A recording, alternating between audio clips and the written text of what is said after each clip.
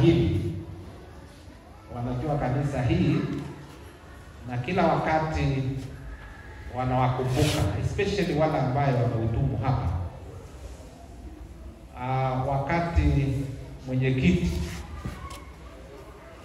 wa kina mama alipokuwa akinena, karibu amebadilisha mahubiri yangu ya siku ya leo.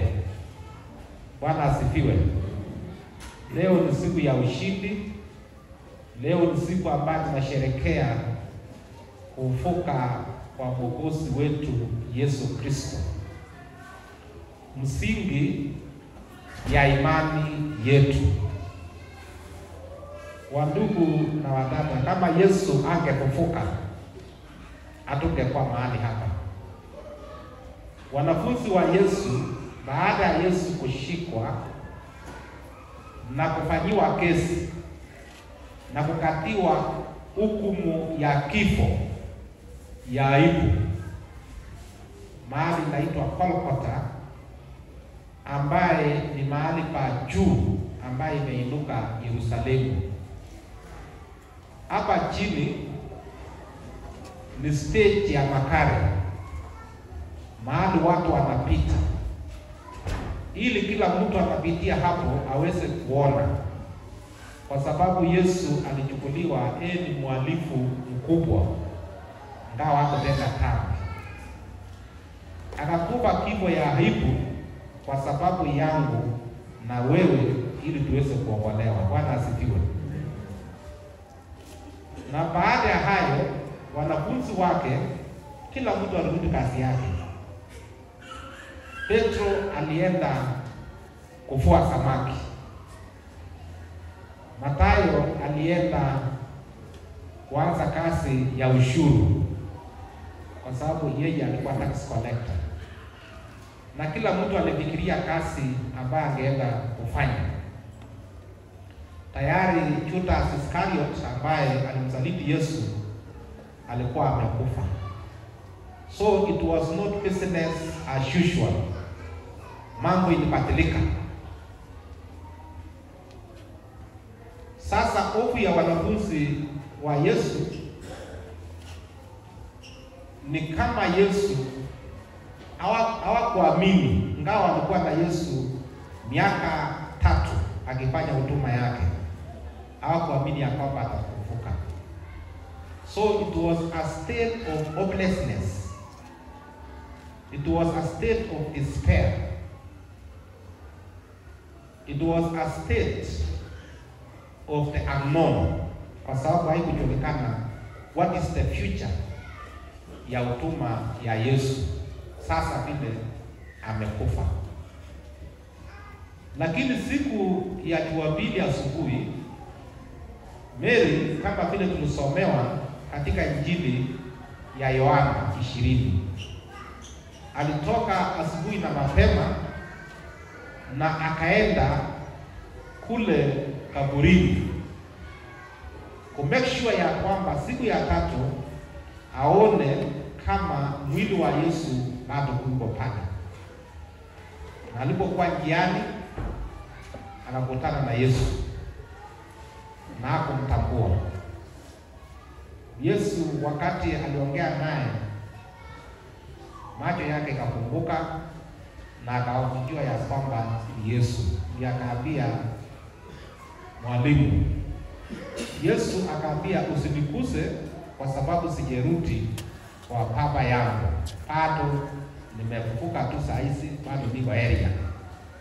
Bwana asifiwe. Alikuwa akifikiria ni mwenye sehemu hiyo, bustani hiyo. Kwa hivyo akauliza, kama umechukua mwili wake umemwona, unionyeshe. Kwa sababu ilikuwa ni hali ya state of desperation. Na alipojua ya kwamba Yesu amefufuka, Yesu akaambia, ambia wanafunzi wangu vile niliwaambia, tukutane kule Galilaya vile niliwaambia.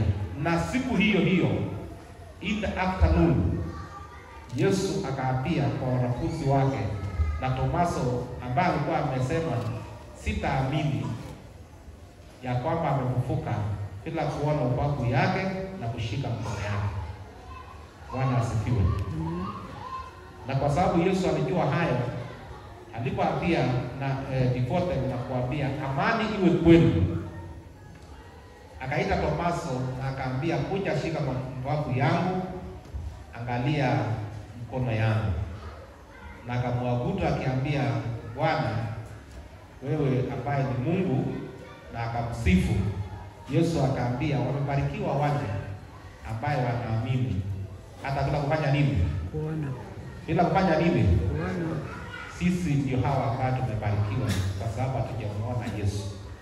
Ni kwa imani ambayo tunaamini haya yote yalitendeka.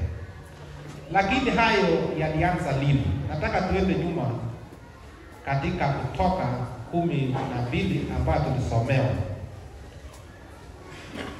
Nitasoma mstari wa 13. Na ile tamo itakuwa ishara kwenu katika zile nyumba mtakaso wemo, nami nitakapoona ile tamo nitapita juu, nisiwapate piko lolote likuharibu nitakapopika nchi ya Misri. Hii ni Passover. Na ningependa kusema juu ya our spiritual channel. Bwana asifiwe. Hii ilikuwa ni safari ambaye Mungu aliwaagiza Wanaisraeli, akaambia, mtajifungia ndani ya nyumba zenu mkiwa Misri. Mtachinja mwana-kondoo isiyokuwa na mawaa ama lawama ama matoatoa. Na mnapochinja hiyo mwana-kondoo, mtakula usiku huo mkisimama na tawa ama mboga ambaye ni kali. Kuonyesha ya kwamba safari ambaye mtatembea si rahisi. Ni safari ya mateso, ni safari ngumu, safari ambayo hakuna vyakula, hakuna maji, mambo mengi ambayo itawapata njiani. Akaambia, na hiyo tamu ya mwana-kondoo mtapaka katika milango yenu, ili malaika ya Bwana, malaika ya kifo, atakapokuja ataweza kuyapita kwa manyumba zenu, kwa sababu itatambuliwa na tamu ambaye imepakwa katika milango zenu. Bwana asifiwe. Bwana Yesu asifiwe. Amen. Na hayo yaliagizwa watoto wa Israeli, wakaambiwa, mtaendelea mkikumbuka siku hii katika maisha yenu yote, kwa sababu ilikuwa usiku ngumu sana. Kulitokea kilio, kulitokea nduru katika Misri yote, kwa sababu their firstborns na firstborns of their livestock na kila kitu ambayo ilikuwa hai iliwawa siku hiyo ama ilikufa siku hiyo. Malaika ya kifo ilipokuwa ikipita Misri, na safari ikaanza. Na mnajua miaka 40 watoto wa Israeli wakiwa jangwani, Musa akiwaongoza na Aroni, na safari haikuwa rahisi. Bwana asifiwe. Safari huo ambayo walienda wote hawakufika Kanaani, lakini watoto wao na wengine ambayo walikuwa ni watoto siku hizo, wakati malaika ya kifo ilipita juu ya Misri, waliweza kufika Kanaani. Na Easter imecoincide exactly na siku ya Passover. Kwa nini? Nitasema mambo karibu 3-4 kwa nini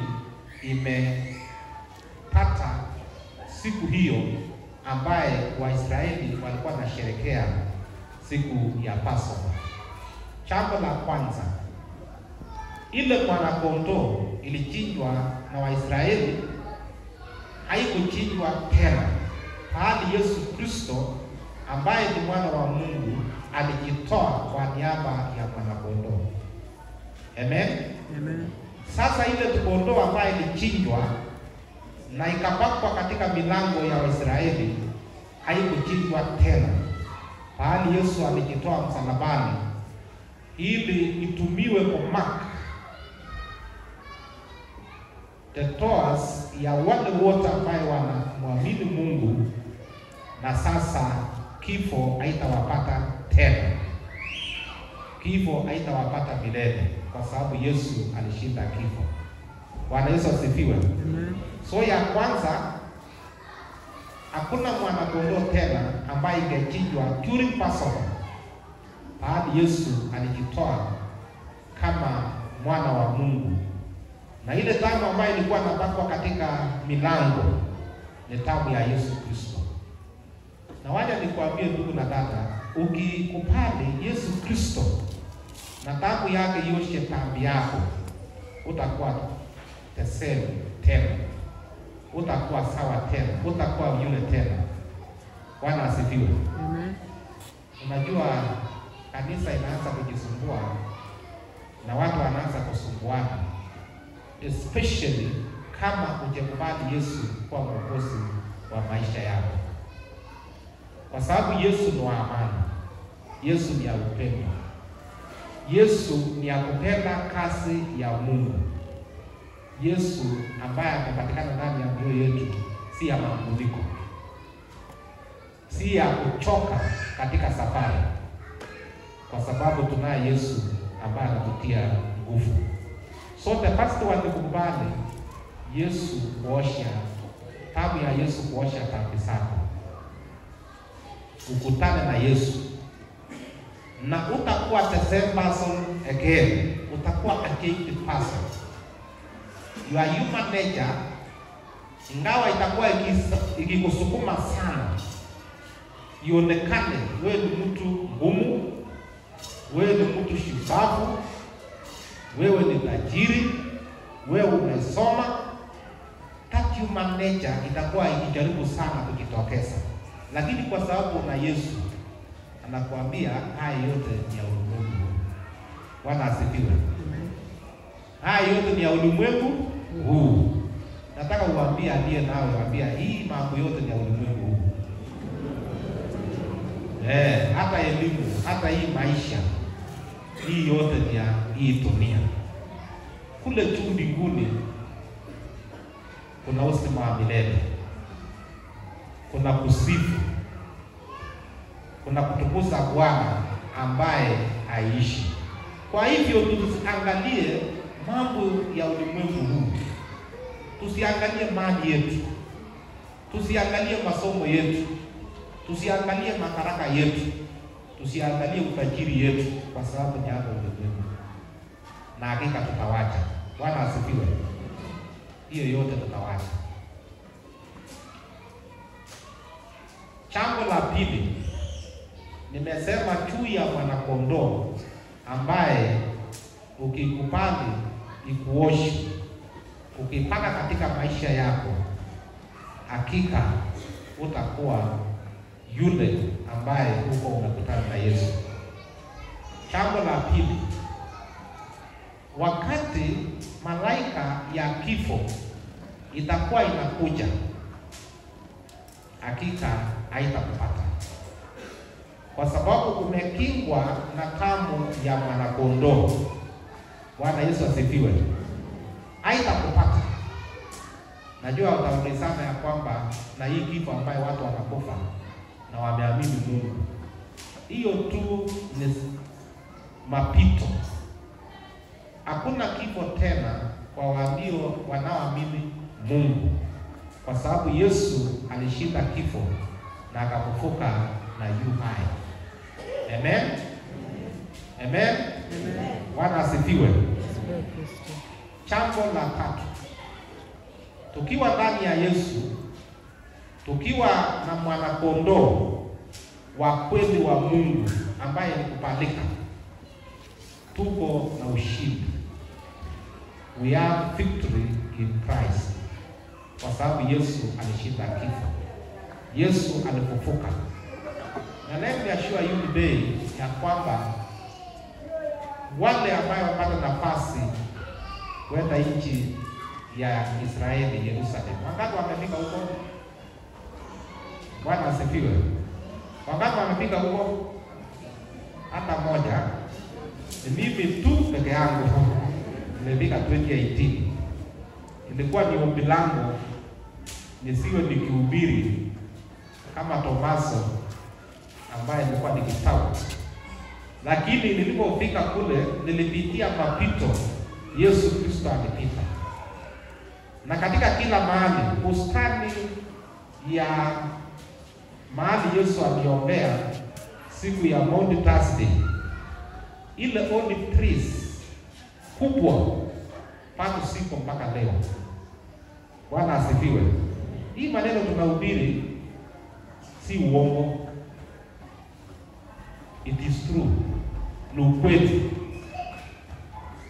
Na ukipata siku moja ukienda pale, yale ambayo tunaona kwa mapicha, utathibitisha ya kwamba ni kweli.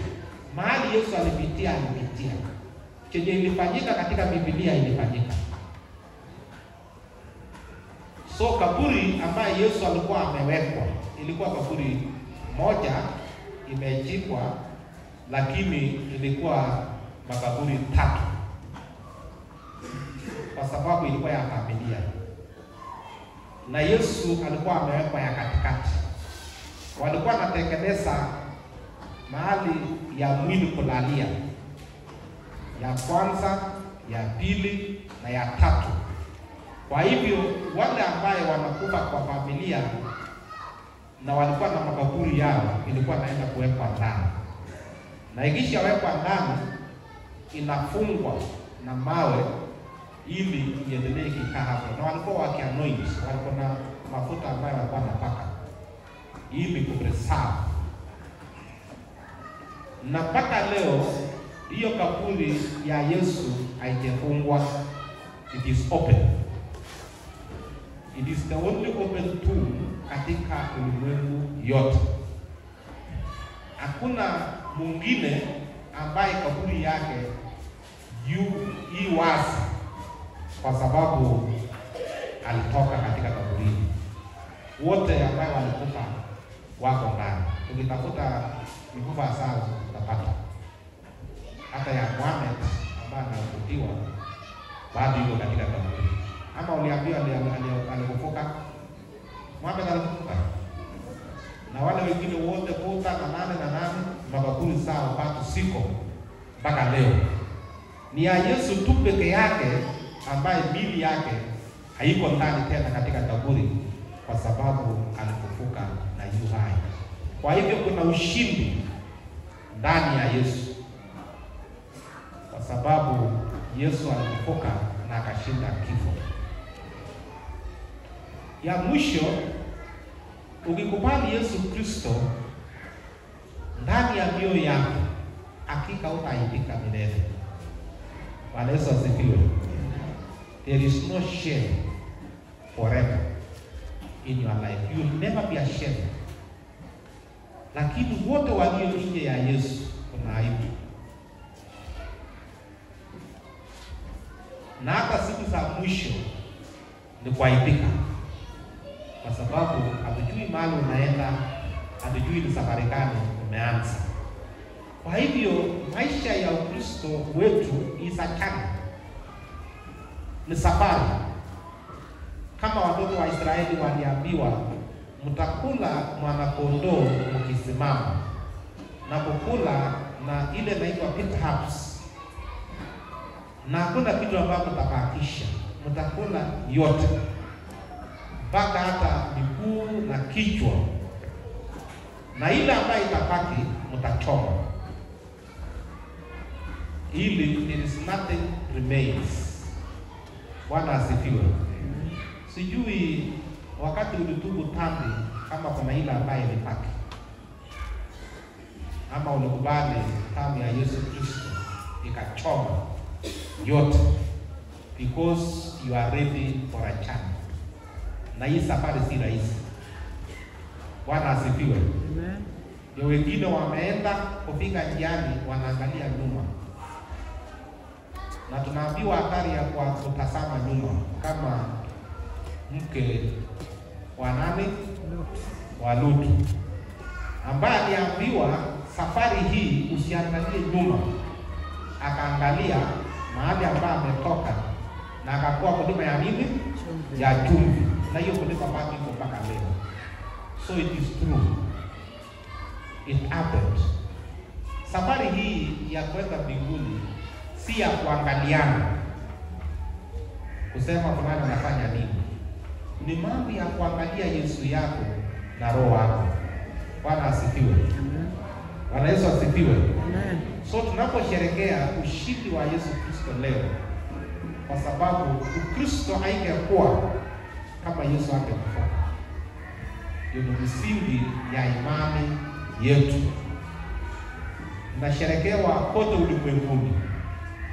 Na imagine imepingwa, injili ya Yesu imepingwa all along tangu Yesu azaliwe, lakini kamwe haijashindwa na kamwe haiwezi kushinda. Bwana asifiwe.